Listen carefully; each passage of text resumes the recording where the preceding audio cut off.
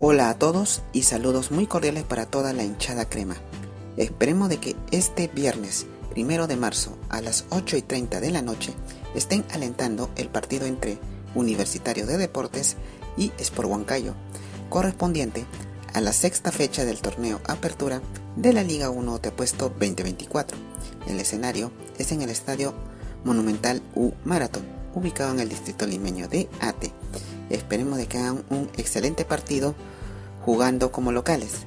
Así que mucha suerte y éxitos para todo el equipo crema y juntos podemos decir y dale U. Muchas gracias.